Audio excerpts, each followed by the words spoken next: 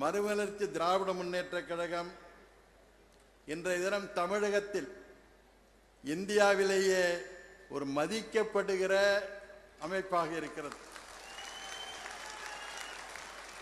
நிலை குலையாத அரசியல்வாதி, நேர்மை தவறாத அரசியல்வாதி. அரசியலில் மிக பலர் இருக்கிறார்கள், பெரியவர்கள் இருக்கிறார்கள், ஆட்சி பொறுப்பில் இருப்பவர் இருக்கிறார்கள்.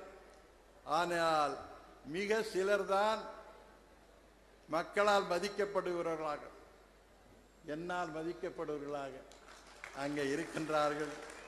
அப்படிப்பட்டவர்களிலே மிக முக்கியமானவர் நண்பர் வைகோ அவர்கள். அதுபோல இன்று அரசியல் புல்லருக்கு புயலாக, நல்லோருக்கு தென்றலாக இங்கே வீற்றிருக்கிறார்கள். பொருணை நதிக்கரையில் உண்டான புயல் இன்றைய தினம் டெல்லிகளை வீசுகிறது, மறந்து விடாதீர்கள். ஆக உங்கள் கழகத்திற்கு, மதிமுக கழகத்திற்கு நல்லதொரு எதிர்காலம் நிச்சயமாக இருக்கிறது.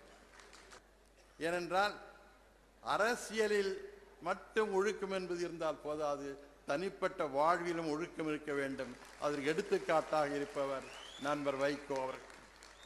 எந்த இடத்தை அண்ணா அவர்கள் விட்டு சென்றாரோ, குடும்ப பாசம் என்பதை, திராவிட இயக்கம் என்பதை, அது இன்றைய கட்டி காத்து வருகிற ஒருவர் இருக்கிறார் என்றால் அது நண்பர் வைகோ அவர்கள் தான் என்ற நாள் கூற முடியும்.